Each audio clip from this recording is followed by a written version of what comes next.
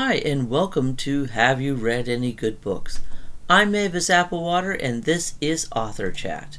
Please feel free to hit like and subscribe, unless, of course, you take issue with LGBTQA, anyone under the rainbow umbrella. If that's the case, feel free to leave. Now would be good. For the rest of us, I am thrilled to announce that this week we have international best-selling author Isabella.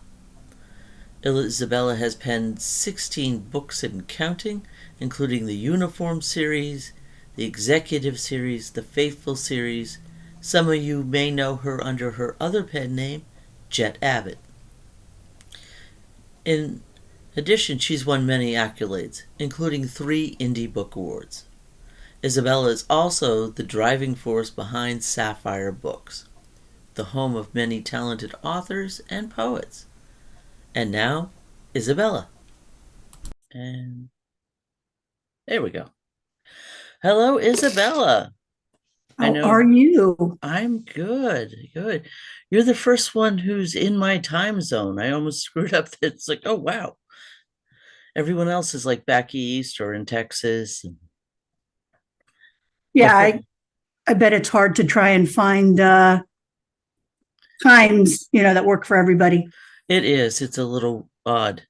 But thank you for doing this. I've just started this because I believe that we're all in this together. You're great. Yeah. And I have to say, do you know how I discovered your work? Heather, my wife, Yes. who is not a fan of fiction. She likes some fiction. She likes one of my books, one. Well, And that's better than my wife, who has not read any of my books. yeah, and sometimes that's best. Uh, she said, you have to read this. It's fabulous. And that was Always Faithful, which was your first book. It was. And that was awesome. Ta-da. And that led to a series of books. Mhm. Yeah, And I have the Faithful series, the Yakuza series, Women in Uniform series. Who doesn't love a woman in uniform, right? I dig a woman in uniform. That's, Me you too. know, I It's think what I'm a lot. attracted me, Yeah, it's one of those things you ask, who doesn't like a woman in uniform? right? Yeah. It's what attracted me to my wife when I met her. Oh, see, there you go. Yeah, And as an author, I understand that any similarities between persons living or dead are purely coincidental. purely coincidental. Yeah, but what inspired you to start with the first one, or had you been writing? Yeah, I had written in a couple of short story things that were being posted once a month or stuff like that in a group when Yahoo Groups was really popular. And Yes. so, yeah, you would submit a short story and people would say, hey, I liked it. Hey, I didn't like it. And so I was doing that, writing some shorts. I discovered fanfic and all of that.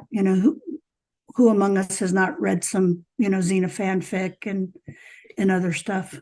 Uh, the groups, the Yahoo groups, and the fanfic, Xena fanfic, is exactly how I started. I was sitting there going, "Gee, I wonder if I could do this," Right? and Yeah, and I exactly. did. Yeah. I'd always, sorry, I'd No always had worries. this idea about a story surrounding um, a woman in the military. I was a former Army wife, so I knew the lifestyle, and I knew some people who had similar experiences to what happened in Always Faithful about Oh, having a beard and things like that. So I knew women and men who were gay, and at that time Don't Ask Don't Tell was in place. oh yeah. And so I knew people who were gay or lesbian and got together so they could get off post housing so that they could look quote unquote normal at the time. Right. So part of that, I use part of that experience, part of my experience being a wife in the military to formulate Always Faithful. And under even you write under the name Jet Abbott as well. I'm checking Right. my notes. And that's also the Scarlet series. Do Mm-hmm. you tend to do series because you feel your characters have so much more to say, or they won't leave you alone? Yeah, I think that, in my opinion, with any good series, you Mm-hmm. sometimes can't wait to get back to it. Oh, But wow. you also want to write other stuff. Um, the feedback for Always Faithful was really great. I think that I entered a time when Kindle was just really, Amazon publishing was just really starting out 10 years ago, 12 years ago. And so I entered at that time. And so there wasn't a lot of content for us. Right. And so people were voracious readers. And I got a lot of feedback who said, hey, I want to know what happens. Do these characters go on? Does the story go on? And I had planned a series arc, Right. and Always Faithful was part of that series arc because I knew there was a lot that could be done with it. And as Nick has moved forward, that their relationship is taking a different direction now that Don't Ask, Don't Tell, because this was written, when Don't Ask, Don't Tell was still a thing. Yeah, it was. And I remember it was, I loved it. And we have the series. So, Oh, thanks. of course we do. Um, and the Uniform series. And that led to Sapphire Books, though. All of this, because you said the Kindle thing was new. And that was Yeah, such a game changer for our genre. absolutely. Huge, really. Huge, huge game changer.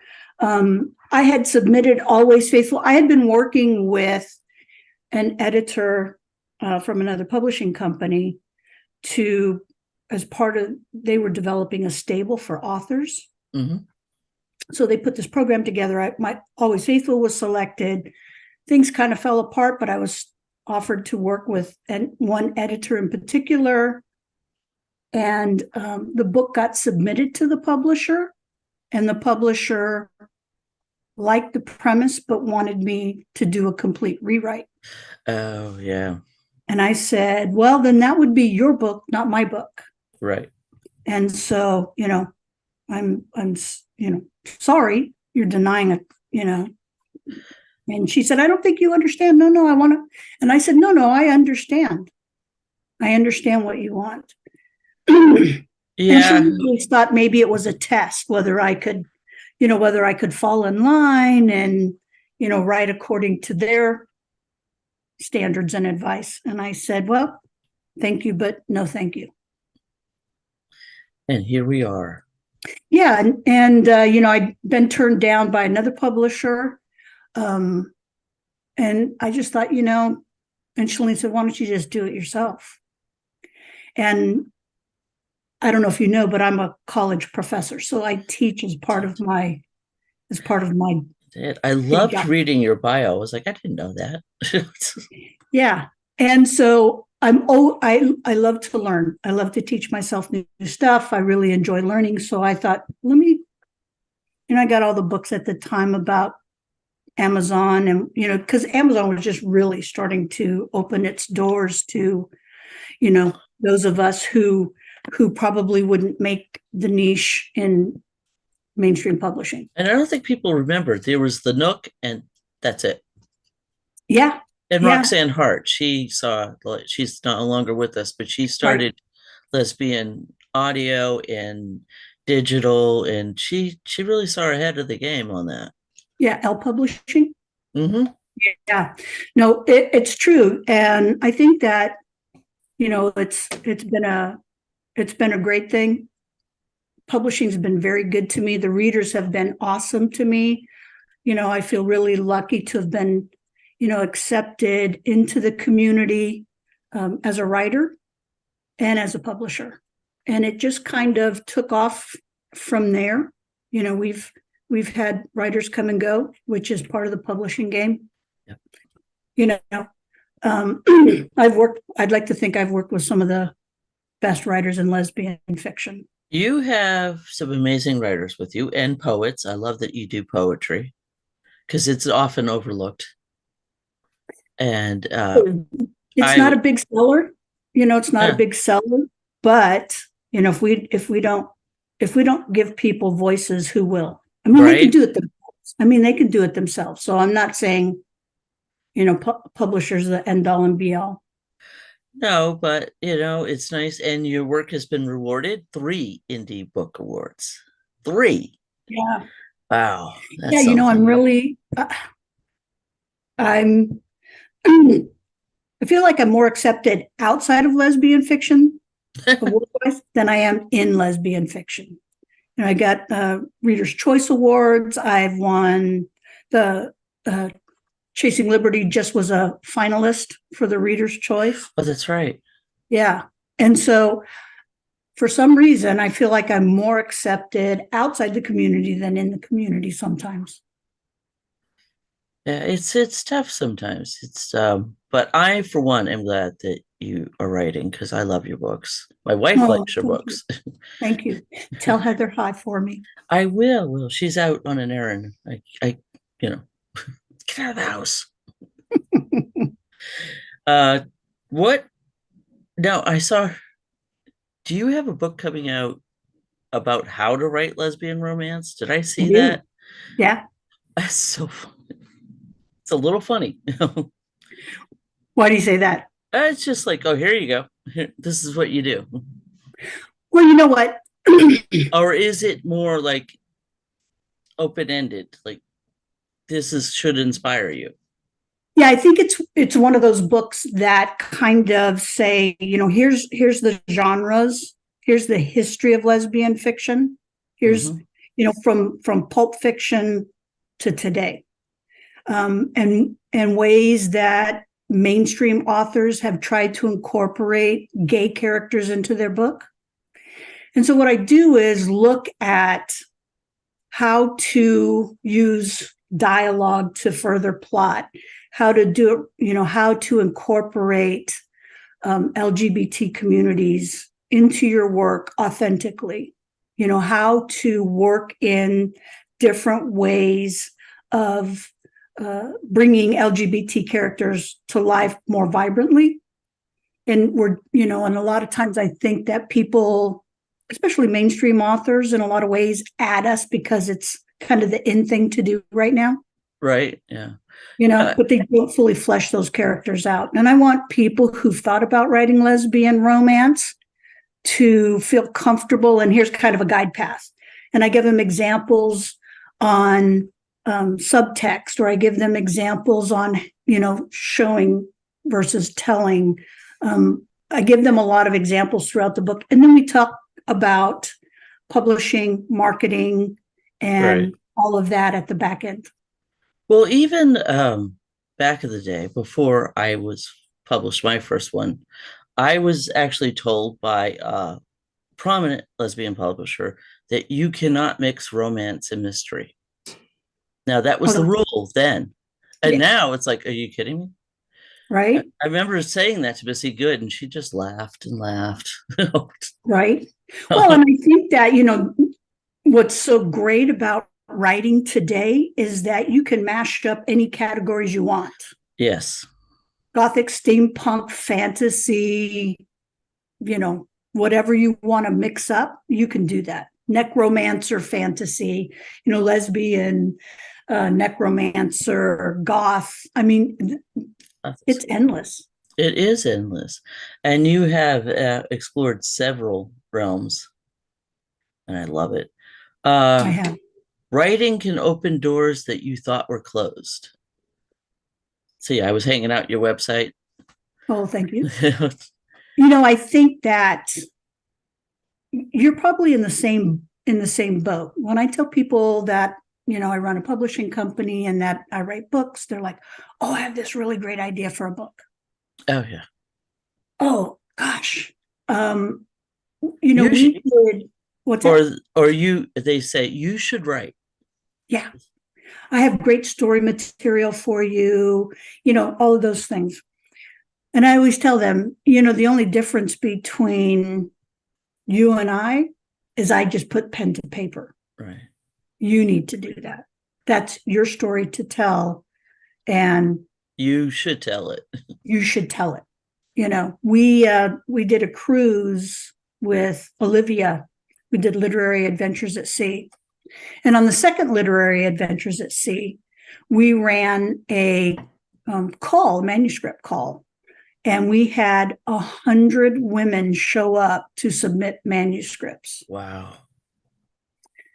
And so I spent probably 3 hours. Each one had 5 to 10 minutes to give me their pitch. And some went quick because a lot of them were memoirs and, oh, you've got to hear about my story. And as you probably know, memoirs don't do that great unless you're really famous. No. And I would tell them, it's not that I don't want to tell you your story, but at the end of the day, we got to keep the lights on. Right. And, we will invest $2,000 to $3,000 in your book right up front before we ever see a penny in royalties, before we can pay those costs back. It's just, you have to pay for good editing, and people don't realize it's like, well. Yeah, no, and so we got some good submissions, but a lot of the submissions, and I look over our submissions for Sapphire.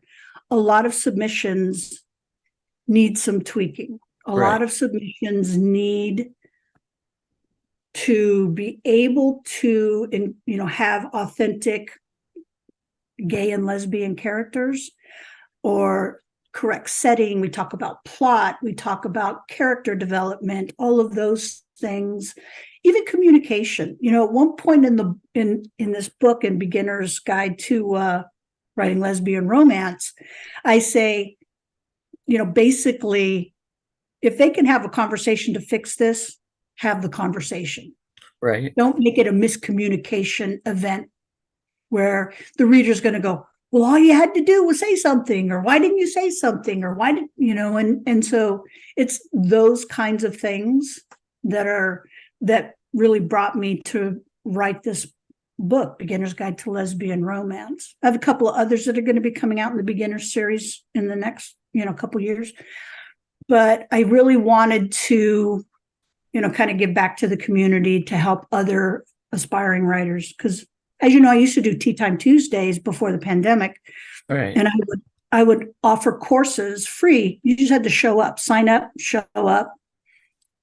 Courses on character development, working with a writing coach, working with an editor, all of different courses for people, just to kind of give them some inspiration.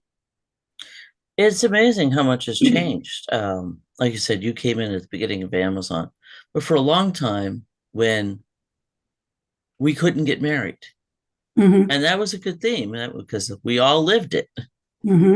And you couldn't be out in the military. And now all of that has changed. And now I think there's a backlash going on in this country, obviously, politically. But it's changed the writing things. It's like, wow, it's no longer you can't get married, but romance is never easy at times. Right. Yeah. No, and romance is different for everybody. I'm working on Undercover Desire right now, and it's about a political campaign, and they bring on a security person. And when I sent it to my beta readers, everybody took something different in the romance side of it. Oh, wow.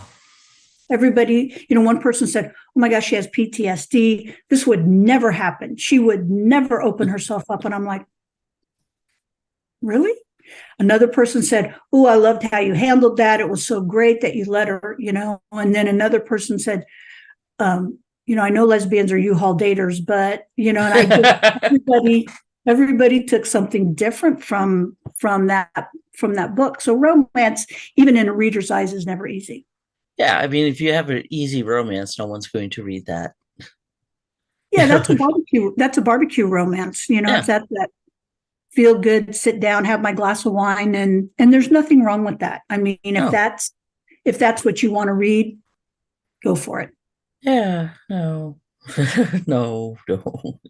I mean, some people will, but I want a little Steps, Angst, a little little angst in angst. them. I thrive. Well, if you've read my books, yeah, angst is Yeah, good. Yeah, angst is good. angst Yeah, is very good. And I find as a writer, and perhaps you do too, that sometimes you're looking at your characters going, "What is wrong with you? Why? Why are you doing this to me? Why?" right, They get a little too real. I personally, I think I don't run many series because by the time it's in print, I'm like, I don't like you anymore. I don't want to see you two anymore. right.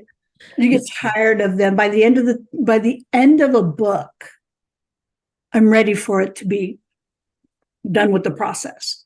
yeah. You know, I'm ready to send it off, get it edited, copy edited, proofed, get it out in the world. And then you have to go talk about it. Yeah, luckily I love my characters, so that's not too hard. Oh yeah. I dislike some of mine. But you have some very interesting characters. American Yakuza. I mean, Mhm. that was fabulous. It's like, okay, just Yeah, there's another book in that series that's coming out because we left, such a cliffhanger at the end of that book, well, yeah, a little bit, right?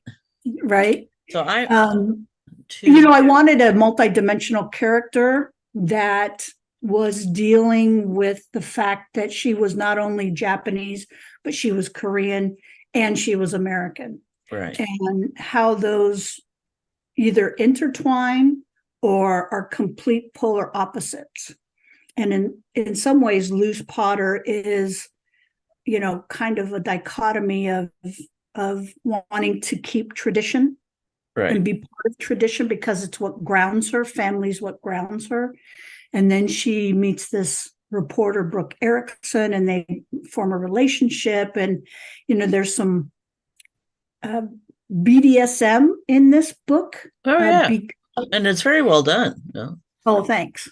I wanted to show her vulnerability, but I didn't want to show it in a way that um, was introduced by Brooke. I didn't want Brooke to be her vulnerability, or I didn't want her for Brooke to have control over Luce. What I wanted was Luce to have that urge to not be in control of her life in that part of the bedroom, Well, in that yeah, part of life.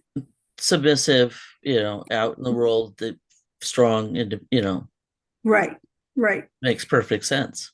Yeah. And I talked to a lot of people who said, um, they were a Dom and said, you would be surprised by how many high powered men want to come in here and have me beat them, hurt them because they run multi-million-dollar companies and Mhm. they're in control of every facet of their life.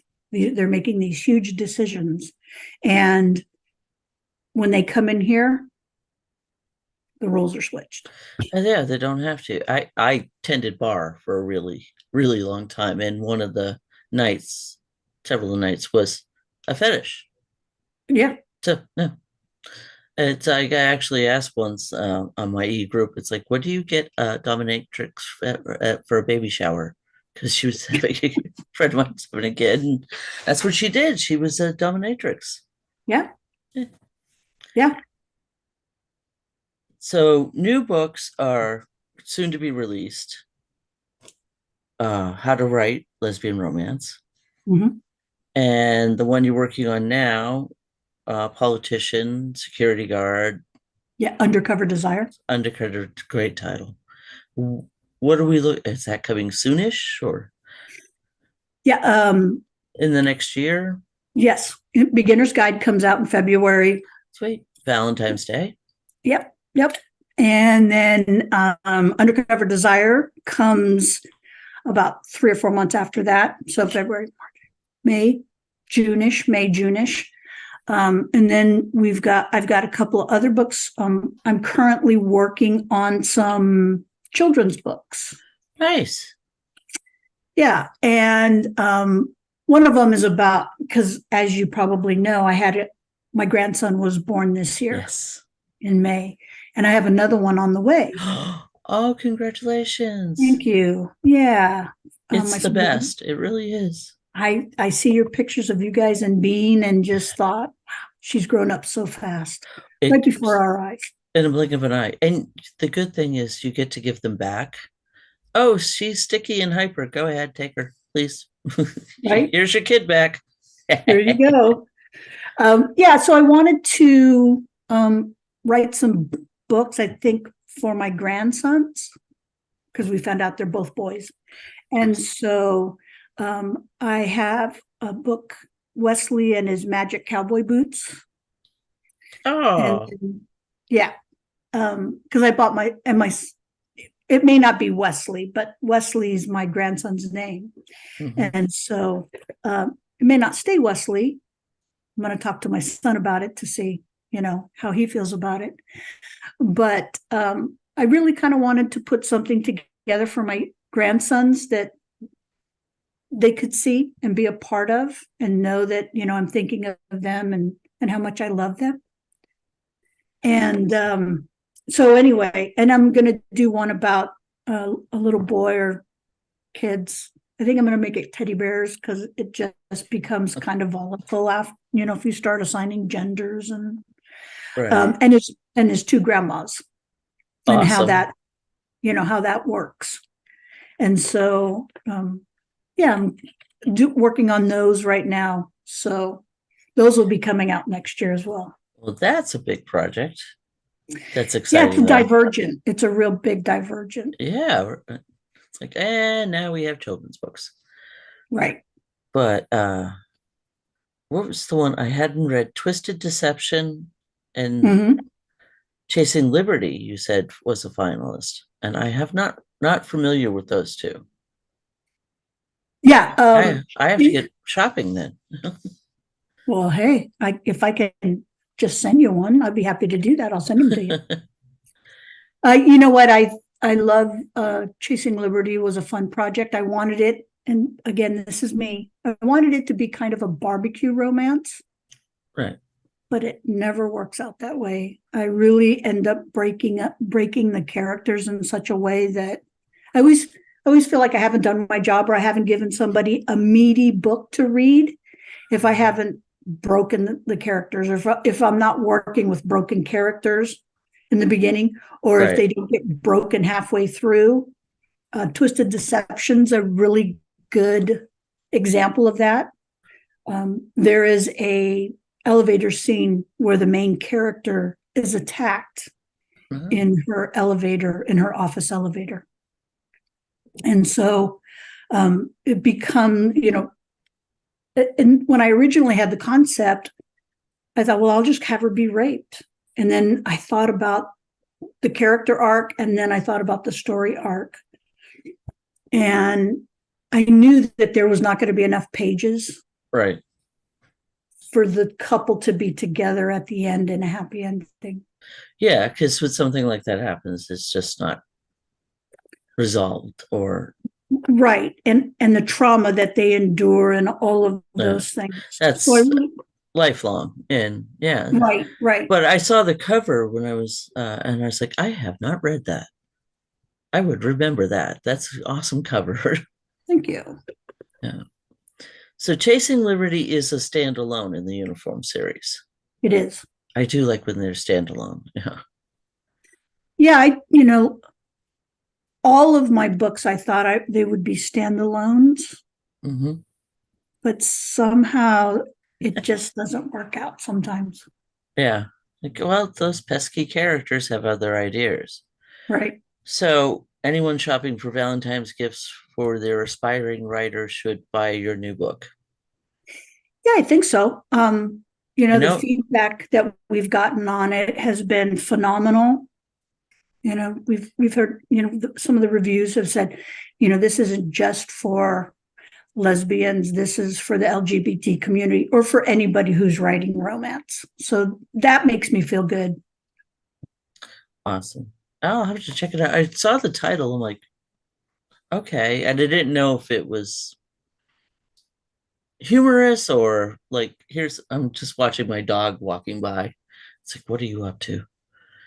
Uh, No, or it's kind of a guide to help you get, build better characters, storylines, plot lines, things like that. and that's helpful because sometimes when you read a submission, and we all tested the waters, like you said, online, Mhm. a lot of you can go astray. It's like, okay, less is more. Right. No, and I want to, the reason I wrote the book is because I'm building a course on writing lesbian fiction. And I want the book to be part of that, because I think it will help people, help writers get constructive feedback, be able to use it as a guide to write their manuscript. Kind of a checkbox. The Yeah. supplemental that goes with this is kind of a checkbox of, do you have these things in your manuscript? What are the things that we're looking for? Okay. Unfortunately, I am out of time on this end. Oh, Thank you so much for doing this. We'll have to do it again. thanks, Mavis, And for having me. I really oh, no appreciate it. worries. It's an honor. Oh, no, I'm excited. So, everyone, Sapphire Books.